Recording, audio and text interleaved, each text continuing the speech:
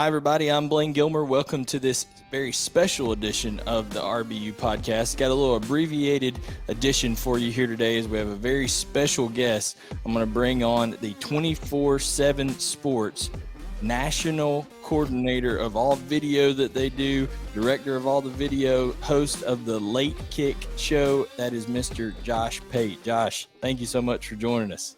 I appreciate you having me, man. I got a little makeshift studio here. Got my water jug for hydration, so we're good to go. That's it. Well, I won't keep you that long or you're going to get dehydrated on us. But, man, speaking of hydrating and stuff like that, spring football's come and gone. Guys are, ready to work out, hit the summer, get all that kind of stuff going. But did want to touch on, recruiting is the lifeblood of college football. And that's what this show is all about in terms of the Recruiting Bulldog update, specifically for Georgia football. In that spring game, saw a lot of players that are still around from Kirby Smart's historic for the University of Georgia 2018 class. One of the things that Kirby Smart gets knocked for is the failure to develop players is what the knock is on him. Do you think that this 2018 class and a lot of these guys that are still around could maybe change that narrative for him in that sense? Yeah, well, they could because it's ultimately results oriented. But you know as well as I do, not to be a jerk about it towards anyone, but if you were to press someone on that, if you have someone on the street, you walk up someone at Cracker Barrel, hey buddy, how you been? Good, but man, let's talk about Georgia. Dude, Kirby can't develop folks. If you press that guy at Cracker Barrel over his biscuits, what do you mean? Break it down. Which specific characteristic is he not developing? Like, take me into the very, very granular details of this. Their head would start swimming. And so I know that's a broad generalization. Here's what it means. What it really means is if Devontae Smith had dropped the ball on 2nd and 26 and they would have gone to 3rd and 26, cut the yardage in half, 4th down, Bama tries a field goal, they miss, as we all know they would have, game over, Kirby's got a national championship, none of this matters. And the point there is he's not a different coach because Smith caught the ball versus didn't catch the ball in his second year in Athens. What it means is until this guy's won a national championship, then we're going to knock him. That's fair. Like, he makes a lot of money. I'm not claiming he's affected by that. Apparently I am, because I listen to it sometimes and I say, all right, development. Like, who has the market cornered on it, firstly? Secondly, because I'm not an expert on this, apparently, like some people are, I always ask, when you say a guy's not developed enough, how do you know? Like, from the layman's eyes, you get to see him. We get to see him normally 3.5 hours on a Saturday. Maybe if you're covering the beat of the team, you get to see him at practice. But how do you know a guy's not developed as opposed to having something critical that's going on in his personal life, where he's got some academic concerns? So there are like all kinds of different things happening. How do you know that the other team that beat you isn't just a little bit better than you and your players were adequately developed? It's just hard to beat Nick Saban, or, it's hard to beat fill in the blank. They're going to play Dabo Swinney to start the fall this 2021 season.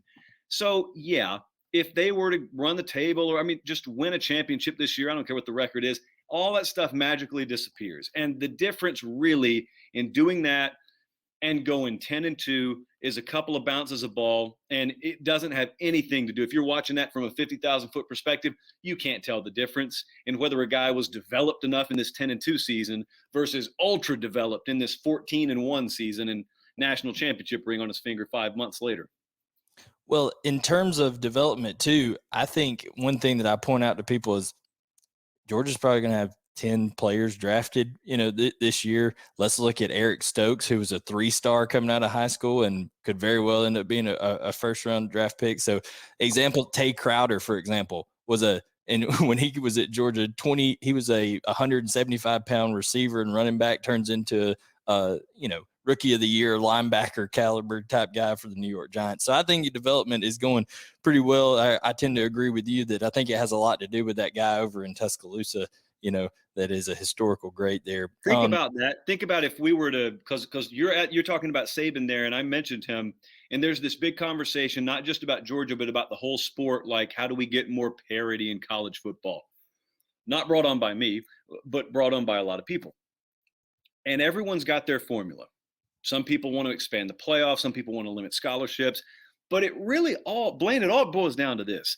If Nick Saban retired tomorrow, 95% of those problems would be solved. We're existing in an historic period. You got the greatest dynasty run by the greatest to ever do it. And you're not normally when you were growing up, when you heard tales of dynasties and greatest to do this and that, it was always past tense. Those people had already existed. You're reading about it in a history book. You're watching a documentary. This one, we're in it. It's happening right now. This is what it's like when you live in a dynasty. I hate to say it this way, you got to either wait it out or you got to be better than they are. And it's, like you said, it's a lot easier said than done. All right. I'm sorry for interrupting. Proceed. Oh, no worries. I was going to point out from that 2018 class that I'm talking about that Kirby Smart had, on the offensive side, you got Zamir White, Jamari Sawyer, James Cook, Warren Erickson, and John Fitzpatrick. On defense, Adam Anderson, Quay Walker, Channing Tindall, Devontae Wyatt, Chris Smith, Jordan Davis, and a pretty good punter in Jake Camarda.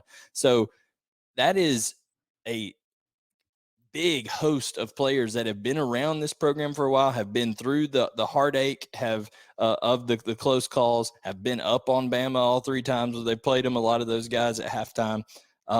What, in your opinion, with these guys and the cast that is surrounding them, of course, a pretty good quarterback in JT Daniels who's transferred in and has done some good things. What do you think is going to take ultimately for Georgia to put it all together and get over the hump there? Yeah, you keep running into the same wall. You got to knock down the wall. And so I guess the answer, or the question rather, that you're looking for an answer to is, the tool we've been using has been good enough to crack the wall, but hadn't exactly knocked the wall down. How in the world are we about to find the tool to knock it down? Well, JT Daniels is the tool. I mean, it's not a mystery.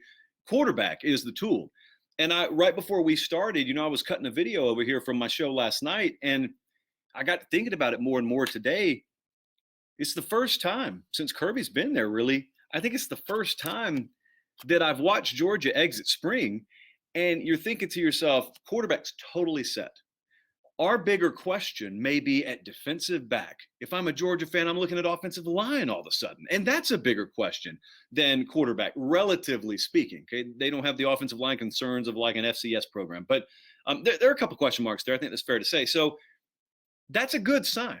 Okay, no, there is no perfect team. So everyone's got this and that they're worried about coming out of spring. But finally, the quarterback position is not one. If you can guarantee health and only health of JT Daniels, we're not looking for some miracle evolution developmentally over the summer. You see him. You see he's got all the intangibles. He's got the physical tools, and he's got a grasp of the playbook because he's now been in the system 1.5, 2 years. It'll be 2 years this fall. So all that's set. And so that's what you have to have. But you see, what we figured out is you have to have all that stuff to be in the neighborhood with Alabama. Then you get in the neighborhood, then you still got to have some things go right because they're still going to have probably an equal to or better roster than you do any given time you go up against them. And unlike Georgia, which program-wise is still kind of making this shift into adopting a new offensive philosophy, Bama, they're bathing in it now. Like they dove in head first and they're like backstroking. They've never looked back. And so you're trying to do what they do better than they do it. And last year, I think ironically, even though you could look at it and say that was Saban's best team, that was the year to get them because that's the year they were weaker defensively. I think they'll be a lot better defensively this year. Maybe the trade-off is they don't quite score 50 a game. Maybe it's only like 45 a game, but that's the answer. Quarterback's the answer. You got to trade points with them. That's what it comes down to. In terms of quarterback play, you do have it nailed there that this is the first year without questions at QB1. But the neurotic fan base that is the Georgia Bulldog fan base, all the chatter has been who's going to be our QB2. And you wouldn't believe the people that are going crazy over some people are in the Carson Beck camp. Some people are in Brock Vandegrift camp. Then they've signed Gunnar Stockton to come in the 2022 class, or he's going to come in the 2022 class behind him. I've never seen fan base get more upset about a 5-star coming in back-to-back class. And I think that boils over from the trauma that was Jake Fromm and Justin Fields. Have you ever seen anything like this kind of hysteria that goes around these back-to-back 5-star quarterbacks and stuff that comes in that Georgia fan base and the people? Because that's part of the lifeblood of college football too. We talk recruiting, but it's also the fan base and the people who support college football. That's what makes it great, especially in the SEC. No, I haven't seen it at Georgia, but let me tell you what's even more crazy that you didn't even hit on there. The guy who started for him last year, we didn't even mention. And he hasn't graduated. He's not selling insurance now. Stetson Bennett is on the roster. He doesn't have a broken leg. He's healthy. And yet the guy who started the season last year, who I kid you not, I had people coming at me because I said, I don't think they can win the SEC with him. That guy has now sunk to where would you rattle off 3 or 4 names and he wasn't even one of them. So just count the blessings is what I'm asking people to do. Count the blessings, because the guy that you had to start last year is this rung, this rung, this rung. It's a good quarterback. It's as good a quarterback situation as they've had. But listen, if you're talking about backup quarterback, like I think most people understand, outside of crazy things like 2014 Ohio State, you've got to have your number one quarterback be healthy to win a title. No, that's just the way it's got to be. We all accept that. No one goes in and says, I don't think we can win a title because we're not good enough at QB2. Well, QB1 is going to be the guy on the field if you're going to win a title anyway. So if you've got to play QB2, something bad has happened. And at that point, you're just trying to salvage things. Absolutely. Absolutely. So one guy that I do want to touch on as well in this class, a couple guys in this past class for the University of Georgia, we talk about Kirby Smart's strength has been that recruiting. A guy that maybe necessarily wasn't highly coveted, AD Adonai Mitchell, flashes in the spring game. Brock Bowers, a tight end out of Napa, California, that didn't even get to play a senior season because of COVID restrictions out there in California, looks great out there on the field. Do you think the game of college football, and are you of the mindset of college football? The old adage I used to hear is however many freshmen you have to roll with, you can almost equate that to the number of losses that freshmen that you're really, really counting on. But that's kind of changed, has it not? And even I think some of your coverage of Alabama with Ajayi Hall and the receiver they have kind of points to that. I mean, these big time freshmen are more ready now to play. Don't they seem like? Infinitely. I mean, the high level freshmen, and I'm counting quarterback too, the high level freshmen that are coming out are equal to what your rising junior used to be. It's amazing. There is no weakness. It's not just that it's changed a little bit. You can take that stuff and wad it up and just throw it out the window. Like that's changed. And it's been several years now since that changed. And what I think's happened is the same thing that's happened in sort of a parallel universe in the coaching world. Now, just think about this, because a lot of people listening to this, especially if you're a little bit older, let's say you're in your 40s, 50s, a lot of y'all played high school football. So some of you may have been fortunate enough to play college football. Think about what your career was. Some of you may have coached, and that's an even better example here. Think about what an average week was, an average month was, an average year was. And I'm talking about 70s, 80s, 90s style football. And then I want you to imagine adding digital technology into it. I'm not even talking about hydration, recovery, sports science, none of that. Okay. That stuff helps too. I'm just talking about technology. If you're a head coach, for example, and you're old school, you know what actual film is, you know what cutting up film and splicing film, you know what that process actually entailed. But if you are, let's say, existing in the modern age, what you are able to do because of technology is expose yourself on any given afternoon. You can hit a few keys on a keyboard and you can expose yourself to 7,500 reps of whatever situation you want to, from whatever personnel package you want to, against whatever team. Think about what that does to your mind over the course of a month, over the course of 6 months, over the course of a year. So you look around and you say, how are all these young coaches able to have jobs like Ohio State, Georgia, Oklahoma? That's how. Because the steps you used to have to take and the hours and the years you used to have to put in, you're still getting it. You're just experiencing it a different way than having to log day after day on a calendar. You have so much more access to repetition through the mind, through technology. Well, then if you're a player, it's kind of the same way. But I also think that certain positions, wide receiver and quarterback among them, and because of that, defensive back, they've become more specialized. Like, we don't see a lot of true freshman defensive tackles, do we? But we do see a whole lot of true freshman perimeter guys and quarterbacks. And it's because of the specialty and the nature of those positions and the way they're treated in high school now with camp circuits and whatnot. You come out of high school, not only having had better access to more coaching year round, you also have taken yourself hundreds to thousands more reps than maybe you would have had you existed in 1993. And so I think those two reasons for coaches and players are why it's not rare anymore. And it's even common to see way younger guys getting a shot. And you also notice this, it's like they never fail. Once they're given the shot, they all run with it and succeed. It's almost like it's weird to see a young head coach or a young player put on the field in a prime spot and fail because they're so ready. Yeah, and you talk about young guys in coaching, young guys playing that are being counted on early. Well, I feel that there's a lot of these guys that are in the class of 2022 for Georgia that have Georgia commits, Malachi Starks, a bunch of these type players that are really, really highly coveted recruits. But I think where it's going to get interesting, and you can correct me if I'm wrong, this 2022 class across the board, across the country, is different than any other class in the history of recruiting because of the COVID restrictions, because of not being able to do visits. How wild is it about to get in the 2022 class when these visits start in June? Well, it'll get wild. And it may not look a whole lot different if you're a casual follower of recruiting. Of course, if you're listening to this, you're probably pretty hardcore. It's not, when I say it's not going to be different, I mean, Georgia's still going to get a lot of high level kids. Ohio State, they're going to get a lot of high level kids. But here's what's happening. I stood right here actually about 3 or 4 months ago and had about 15 minutes with Nick Saban. And I talked to him about this. And I asked him at the time, how had COVID impacted your evaluation process for your 2021 class? Because it was right after signing day.